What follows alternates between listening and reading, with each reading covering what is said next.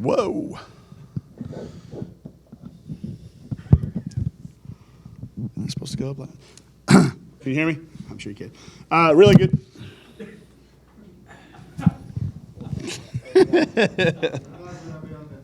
I got it. Really good way for us to close out non-conference season. Would not, when we put the schedule together this time last year, wouldn't have told you the last games would have had the margin of defeats that we've had. If you would have said you're going to get 86 against the Joe Foley team and 96 against the Kevin McMillan team, I'd have really not believe in you. But I think our kids continue to find ways to make defenses wrong and adjust. We didn't get off to a great start tonight, 4 turnovers in our first 7 possessions, but really settled in and battled from that point on. It's just the turnovers you forced out of them, just kind of what led to that. And scouting report, I know Coach Schaefer's, he said he thought we could turn them over a little bit. When he was watching film, he thought we had enough length. They're bigger than us at some spots, but we were bigger than them the way they attack it. He thought we could be aggressive, get deflections. Part of it's game plan, and then a lot of it was just it kind of feeds into it. Once you get one, you get 3 or 4. And I think it turned in. I would have never, had a game plan to force 26 turnovers. That's just not really who our identity becomes. But once it starts happening, it just kind of feeds itself. surprised coming off Christmas break for them to play that well. Shocked. Just really shocked. I never have had a team play that well going into the tournament. I mean, into the holidays like they did in Little Rock, and then turn around and come back and continue to play that well. We'll try to figure out what happens so we can duplicate it in the future because we've never been good at it. Some of our worst games have been the holiday games, the before and the after. So I think credit goes to the kids, though. What about attacking their 1-3-1? I mean, it seemed like you guys picked them apart pretty good. Yeah, after that first little stretch there, they're long, I'm telling you. And the other part of that is we had a hard time simulating it in practice because we didn't have the length. Our practice team that's usually here during the season is gone for classes, and we can't use people that can simulate that for us. So it took us a minute to settle down, but I thought once we did what we would do is we'd move it and we'd stand there and hold it and let them readjust. Once we started re-attacking it on that first pass, it really opened up, and we turned it over less. And when we turned it over less, we tend to make more shots. And that was probably, I think, the turning point of that. And then they had to get out of it. I don't think it was their intention to play it for 40 minutes, but if we'd have struggled against it, he wasn't. I mean, he's going to keep them in what's working. What about Tallfree's game overall? It just all year. It's been 13 games now. Her confidence is at an all-time high. Her teammates' confidence in her is at an all-time high. She's playing loose. She's playing free. And it's a mature thing because it's always been about avoiding distractions with her. And she's had a bunch of the reasons to be distracted recently, and she hasn't had it. She's been able to deal with those things and then come out on the floor and play. And it's remarkable. It's a sign of a kid that's maturing and a kid that loves Arkansas like she does. You can't help but be happy and smile for that kid every time something good happens to her. Any thoughts of them looking past? I know after they beat Louisville, that pretty well takes care of that, right? Yeah, no, we had kids texting us ahead of time. It was when we were in Little Rock, and you can't lie to these kids. You can't fabricate stuff anymore. Back in the old days, we used to do that because they hadn't seen them play. The old days was 5 years ago, by the way. But now they watch these things online. They're following the score. And from the second we started watching film on them, they had their attention based on what they had done against Louisville going into the holidays. So I just really for the first time, I really don't have really good answers for why it's happened, but I'm certainly going to try to figure it out so we can do more of it in the future. And now A&M, I mean, that's a big game to start SEC play. Sure. Yeah, you get those tentative schedules. We get usually like 3 or 4 versions, and I don't think the first – Deary will have to help me. I don't think the first couple versions had them first. I think they were later in the year.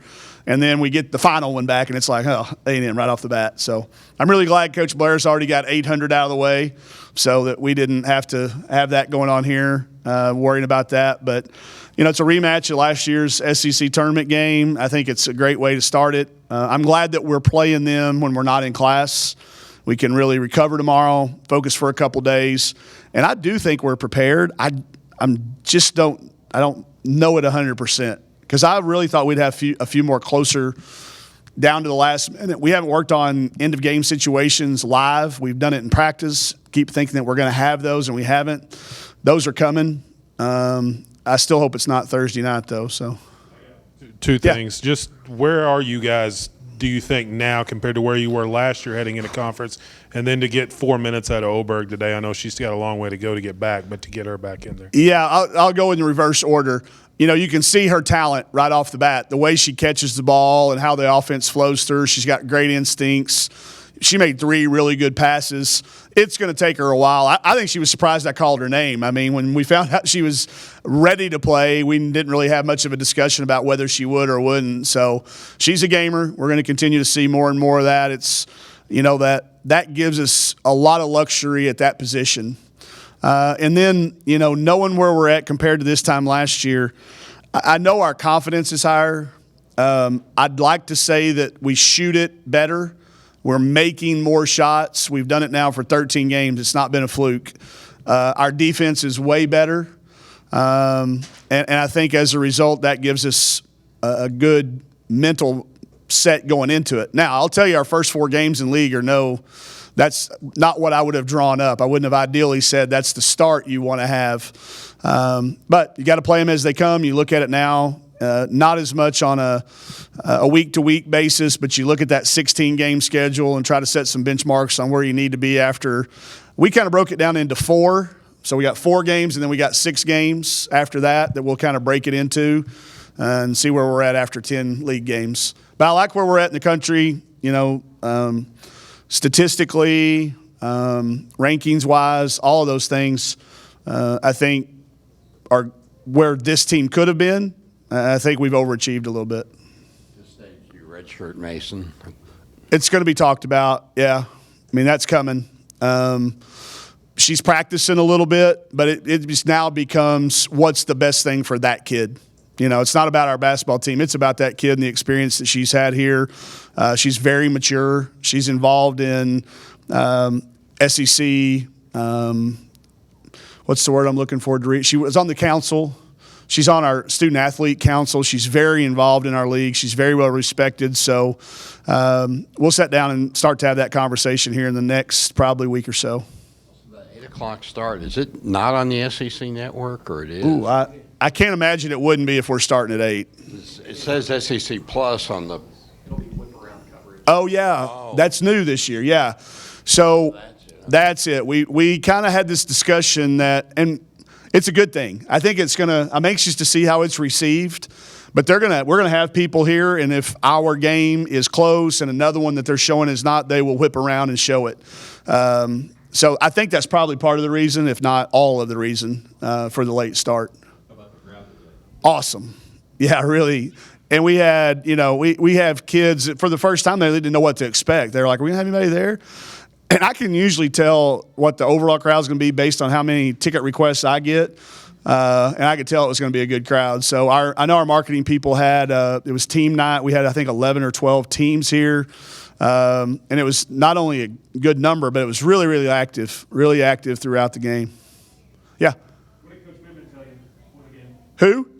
Oh, Coach Pittman, yeah. Came over, surprised me, said, you need to show me where you got that jacket because us 2 ugly guys got to stick together.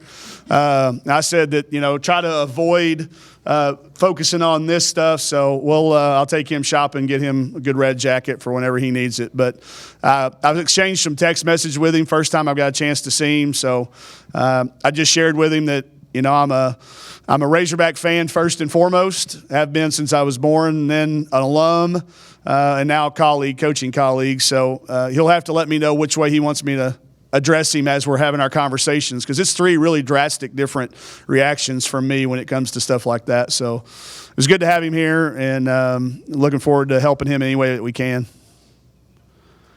All good? All right. Sorry about breaking this.